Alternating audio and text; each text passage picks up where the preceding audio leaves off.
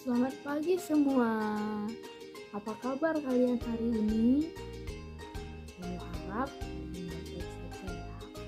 Nah, sebelum kita memulai pembelajaran kita, mari kita berdoa terlebih dahulu sesuai dengan agama dan kepercayaan kita masing-masing. Nah, berdoa dimulai. Berdoa selesai. Nah, selanjutnya kita akan bernyanyi lagu wajib nasional yang berjudul Garuda Pancasila. Oke, selesai ya. Nah, selanjutnya ibu akan mengabsensi kalian. Ketika ibu menyebutkan nama kalian harus menjawab hadir ya. Yang pertama itu Anissa, hadir. Yang kedua itu Oce, oke, hadir. Nah, kalian hadir semua ya, bagus. Oke, selanjutnya kita akan masuk ke materi baru, yaitu materi mengenai mengapresiasi sastra dalam pembelajaran bahasa Indonesia, yaitu materi puisi. Nah, siapa sih yang tahu itu apa itu puisi?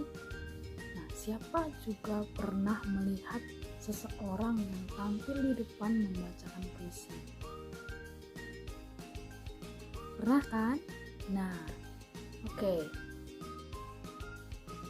Nah, arti dari puisi adalah salah satu jenis karya sastra yang isinya merupakan ungkapan dari pikiran, perasaan, mengandung pesan, dan bahasanya yang indah. Nah, adapun jenis-jenis dari puisi yaitu ada dua jenis. Yang pertama, puisi lama. Puisi lama merupakan puisi yang masih terikat oleh aturan-aturan lama, seperti jumlah baris, jumlah bait, bunyi sajak atau rima, jumlah suku kata pada tiap baris, dan irama. Contoh dari puisi lama yaitu mantra dan pantun. Jenis puisi yang kedua yaitu puisi baru, di mana puisi baru ini merupakan sebuah puisi yang sudah tidak terikat lagi oleh aturan yang layaknya puisi lama tadi. Puisi baru memiliki bentuk yang lebih bebas dibandingkan dengan puisi lama, baik dalam jumlah baris, suku kata, maupun rima. Contoh dari puisi baru ini adalah balada dan himne. Ciri-ciri dari puisi yaitu yang pertama, menggunakan rima. Artinya, jajaran bunyi yang berulang pada akhir baris sajak dan larik sajak yang berdekatan. Ciri puisi yang kedua yaitu menggunakan kata-kata kiasan yang digunakan sebagai perumpamaan. Ciri puisi yang ketiga yaitu baris dan bait yang biasanya dalam satu bait terdiri dari satu baris. Nah, adapun langkah-langkah dalam membuat puisi yaitu yang pertama, menentukan gaya puisi. Yang kedua, menentukan tema dan judul puisi. Yang ketiga, membayangkan suasana yang ada di sekitar kita. Yang keempat, menggunakan gaya bahasa. Arti dari menggunakan gaya bahasa ini merupakan kita menggunakan kalimat-kalimat atau kata-kata yang mampu menimbulkan kesan dan pesan tertentu nantinya. Dan yang kelima, kembangkan puisi seindah mungkin. Dan yang terakhir adalah tulis puisi tersebut. Nah, dari langkah-langkah membuat puisi tadi, kita memiliki tema-tema puisi.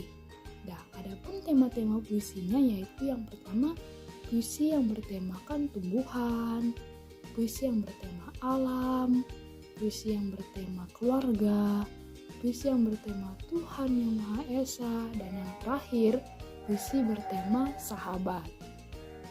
Nah, langsung aja kita masuk ke cara membaca puisi yang baik dan benar. Caranya yang pertama yaitu memahami makna dan suasana yang terkandung dalam puisi tersebut. Nah, cara yang kedua yaitu pelafalan yang baik. Artinya bunyi yang kita ucapkan dari bahasa puisi tersebut harus sesuai dengan jiwa dan tema puisi yang kita pilih. Cara yang ketiga yaitu gunakan intonasi yang tepat. Artinya gunakan naik turunnya nada ataupun tinggi rendahnya suara kita dalam pengucapan bahasa ataupun puisi tersebut. Nah, cara yang keempat yaitu penekanan pada kata-kata dalam puisi. Yang kelima yaitu gunakan mimik yang sesuai. Mimik ini artinya ekspresi kita dalam membacakan puisi. Nah, kita harus sesuaikan dengan tema yang kita pilih dalam puisi. Kalau temanya gembira, ya ekspresi muka kita harus gembira. Jika tema yang sedih, berduka, nah dari ekspresi kita harus kita menggunakan ekspresi yang berduka atau sedih. Nah, yang terakhir yaitu harus percaya diri. Percaya diri dalam hati kita dan berani membacakan puisi yang telah kita hafal. Lebih baik itu kita hafal puisinya agar puisinya tersebut hidup dan mendalami. Adapun langkah-langkah mengapresiasi puisi tersebut yaitu yang pertama, membaca puisi secara utuh. Nah, yang kedua, menemukan unsur-unsur yang terdapat dalam puisi, di mana unsur-unsur puisi yaitu ada tema, nada, rasa, dan amanat atau pesannya. Yang ketiga adalah melibatkan daya khayal dalam isi puisi. Artinya kita harus memahami isi puisi dan harus memikirkan, oh ini puisinya tentang ini, puisinya memancarkan amanat yang seperti ini gitu ya. Nah, langkah yang keempat yaitu menemukan manfaat puisi dalam kehidupan sehari-hari. Apa sih manfaat dari puisi yang telah kita baca tadi? Kita harus bisa mengambil manfaatnya. Oke, sekarang Ibu akan membacakan satu puisi di mana kalian harus mendengarkan puisi yang Ibu baca nantinya. Dan setelah Ibu baca puisi tersebut dan mengambil unsur-unsurnya, kalian akan mendapatkan tugas dari Ibu, dan tugas tersebut akan dikerjakan secara berkelompok dan akan dikerjakan di rumah ya. Oke, langsung Ibu bacakan ya puisinya. Sahabat terbaik. Sahabat adalah dia yang selalu memberikan motivasi saat kita sedang tidak bersemangat.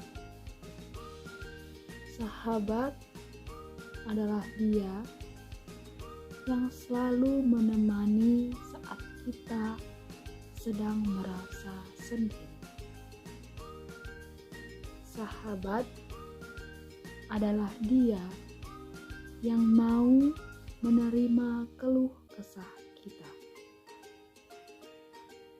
Dia yang mendengarkan dengan saksama dan berusaha memberi solusi. Sahabat adalah dia yang mau berbagi duka, berbagi suka pada kita.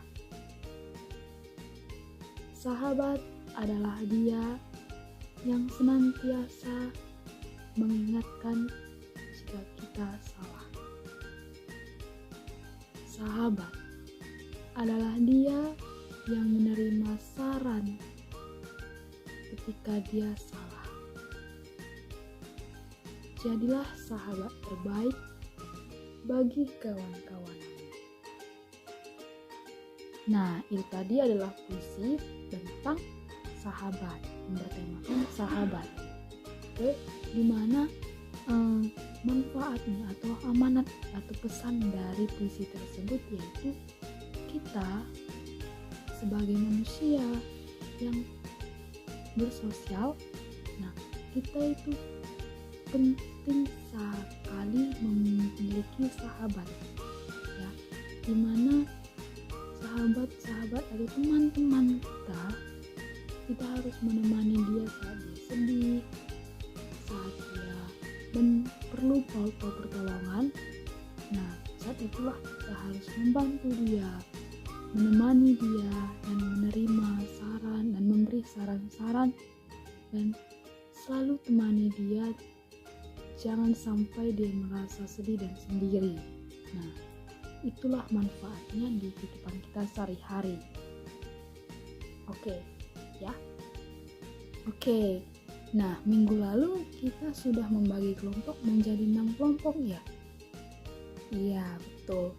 Nah, di mana tugas kalian yaitu kalian harus membuat puisi yang semenarik mungkin, dan kalian bebas memilih tema-tema apa yang kalian rasa gampang dan mudah membuat puisinya. Nah, berkelompok harus aktif membuat puisi dan harus mampu mengemukakan kalimat demi kalimat yang mampu berisikan puisi, ya. Harus gunakan unsur-unsur puisi yang telah Ibu jelaskan tadi. Nah, setelah itu kalian tulis di double folio ataupun buku tulis juga boleh, ya. Dimana nanti minggu depan kita akan mempresentasikan dan membacakan hasil-hasil puisi yang telah kalian kerjakan berkelompok. Nah, dimana nanti kalian harus membacakannya secara lisan. Artinya kalian harus hafal puisinya dan harus mampu membacakannya dengan penuh perasaan. Nah, kalian tidak boleh memilih tema yang sama dengan kelompok lain ya. Jangan. Pilihlah tema yang kan ada banyak itu tema kita.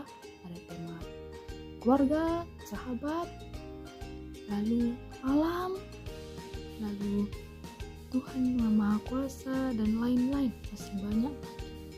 Oke. Nah, setelah itu nanti Ibu akan menilai puisi yang mana, puisi kelompok manakah yang menarik. Oke ya, tugas kalian minggu depan. Nah, oke, pelajaran kita selesai. Nah, sebelum kita mengakhiri pelajaran kita pada hari ini, marilah kita berdoa menurut agama dan kepercayaan kita masing-masing. Berdoa dimulai. Berdoa selesai. Oke, untuk anak-anak Ibu sekalian, mohon kerjakan tugasnya dan mohon dikumpulkan tepat waktu, ya. Dan jangan ada nanti, Bu, kelompok kami belum siap, Bu, kelompok kami belum siap. Jangan. Mohon kerjakan. Oke. Sampai jumpa di minggu depan. Selamat pagi. Dadah.